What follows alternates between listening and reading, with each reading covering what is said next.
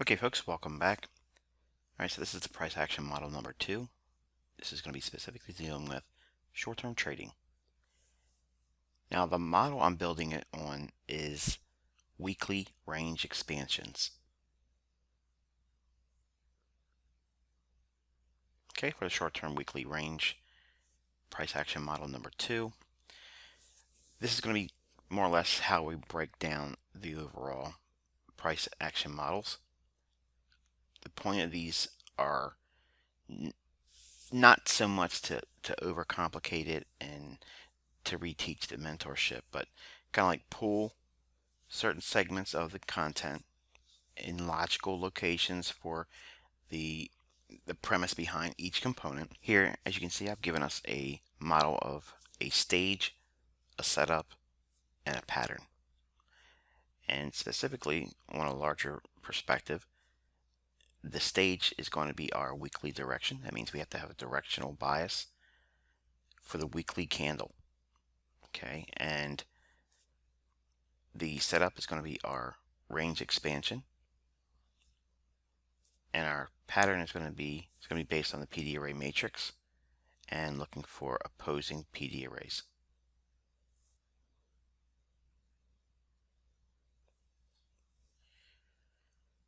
Okay, so we're going to be looking at the concept of range expansion, and these candles are crude depictions of a weekly candle. And on the left hand side, we're seeing a crude depiction of a weekly up close, and the open is going to be specifically referred to in this model. And you can see here for the bullish weeks, what we're going to use as a context for the draw, or why we believe that the weekly candle should go up, is it's going to be targeting a buy stop liquidity pool, or an old high, or a fair value gap above where the market opens for the week. Conversely, when we're bearish, we're going to be using just 3 PD arrays. Again, the fair value gap, old low, sell stop liquidity pool. Really simple. Okay, so what do I mean by this? What's the context of what I'm showing you here? Obviously, we went through a lot for the mentorship, and I'm limiting our focus to this model to only looking for fair value gaps, old highs and lows, and the liquidity pools resting beyond the old high or low. So our understanding is we want to see when the market is relatively bullish, we'll be opting to use the model for our stage, if you will, on the left hand side here with the bullish up close expected. When we're bearish, we're going to be using the model shown to the right when we're expecting a down close for the week. It can be one of the 3 PD arrays. The fair value gap, in other words, an area where price needs to be rebalanced on the weekly chart, an old high or low, where it may retest or reach up into a order block or below into a bearish order block. Now the order block itself is not being delineated here or mentioned as the PD array, but you can substitute the old low with order block. And then obviously the liquidity pool that will be resting just beyond a short-term old high or low.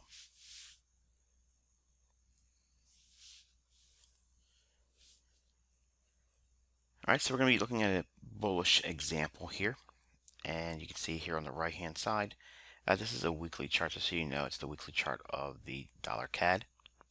And I'm using this example because it's something I traded. You guys seen examples of it, you've seen executions as well, so everything here is based on something I actually did. So right away we can see that there was equal highs in the dollar CAD pair, and then right above it we have an old down close right before the move up, so only buy side delivery has been offered at that blue line. So there's an old reference point for institutional order flow and a fair value gap that resides, and that is seen here. Okay, so only sell side delivery has been offered from this point on down. Using this area here, the open on this candle, trading higher. So I'm framing the fact that we only went down here. This candle went up to this price point, left this inefficiency here. So our fair value gap is the draw. That's what's causing our bullishness or view for the dollar CAD in this example, why we expect it to go higher. And also, we have a liquidity pool here as well with an old high. Okay, so we have old high, liquidity pool, fair value gap. Okay, so let's take a look at what transpires as a result. Okay, price trades up into and fills the fair value gap right there. Okay, and again, this is the setup. We're looking for the weekly candle to do this very thing here. Now you can see price does in fact open on this week here. And again, these are weekly candles. You open, it trades down a little bit and goes higher. It opens, trades down a little bit and goes higher. This week here, it opens, does move a little bit, but eventually you would have been stopped out on this particular week. And then we have the really big bullish candle that takes us right up into a rebalancing of the fair value gap right here. Okay.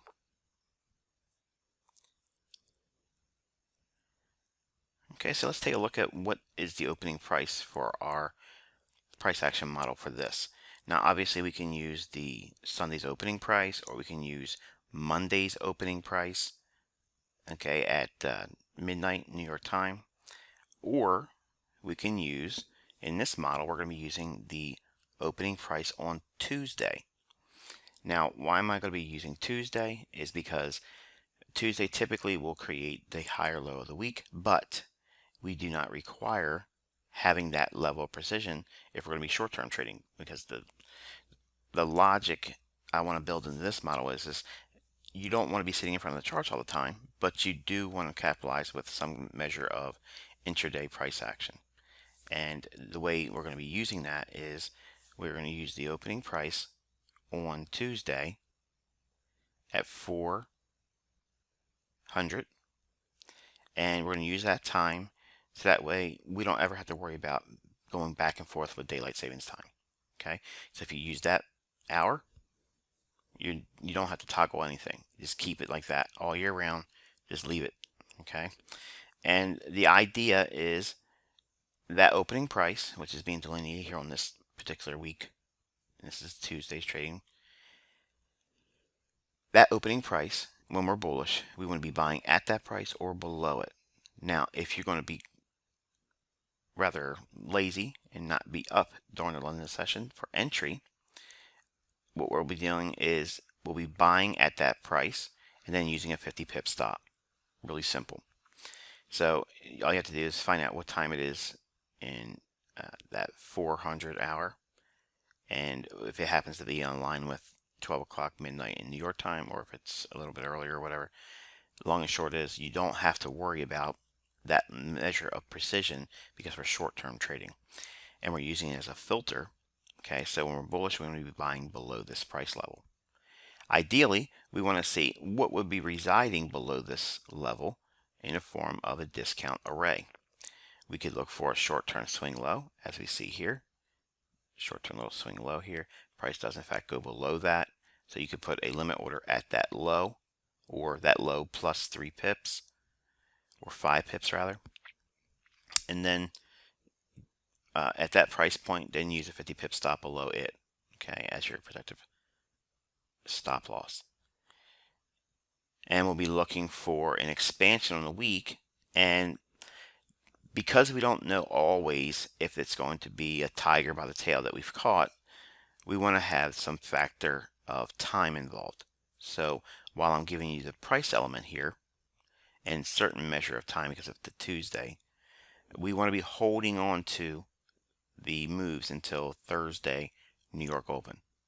Okay, so between Tuesday and Thursday, that's the bulk of the weekly range, and we want to be at least minimum hold until Thursday's New York Open.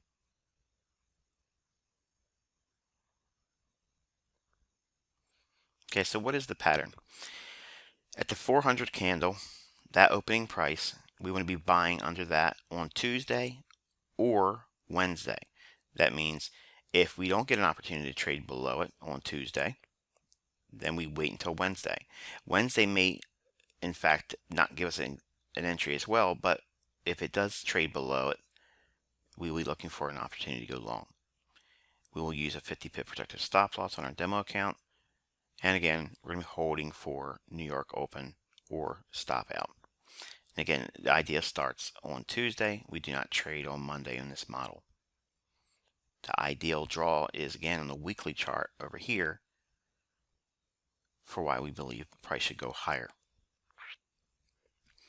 Again, this would be delineating an intraday perspective on Tuesday. When we're bearish, again, this is a weekly candle here, delineation with fair value gap, old low, and sell side liquidity pool as our discount arrays for the draw on the weekly candle. This opening price in here, what we're utilizing is the idea of power 3 on the weekly chart, and we're going to be looking for, now this opening is not necessarily what's going to be derived on our weekly chart here. This may in fact be something down here.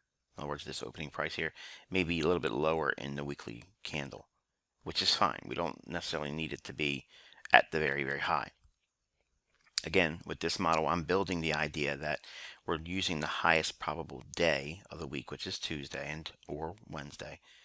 And the idea is we want to know where the weekly chart is most likely reaching for. Now think about it. Instead of trying to day trade and we're trying to figure out multiple candles intraday to see where it's going to go, we're only looking at a weekly candle. It's either going to go higher or lower, or it's going to sit sideways.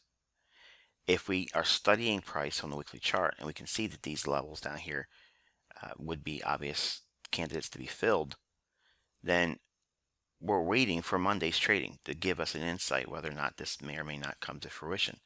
Ideal scenario would be this whole move up and then we traded below it for Monday. Then if we see a similar scenario where we open at the 400 candle on Tuesday and then rally above it, we could be a seller above that price level, use a 50 pip stop loss, and just aim for Thursday's New York open. That's our first objective. That doesn't mean collapse the trade entirely. It just means that that's our first minimum objective for time and price to meet. So we're going to try to get the bulk or the lion's portion of the weekly range between Tuesday and Thursday. Again, we're going to hold for New York open on Thursday or stopped out. Okay, so what's the logic behind this entire model? The weekly range, when bullish, will likely see a strong up close on Tuesdays. We do not need to capture the Monday low of the week if it forms at all on this model. Now, when bearish, we do not require the Monday high of the week either, should it form as well. We are seeking the range within or inside the weekly range between Tuesday 400 candle opening price and Thursday's New York open as a minimum objective for time and price theory. Now, your homework is to go through the charts and find scenarios like this where it allows us an opportunity to capture some expansion either when bullish or bearish using the weekly candle, because we're short-term trading, so we're going to be focusing primarily trading inside the weekly range. And our time frames for this model are obviously the weekly candle or weekly chart, the daily, and we're going to reduce it down to the 1 hour. Now for timing purposes, you can use a 15-minute time frame instead of an hourly chart. That's going to be it for this one.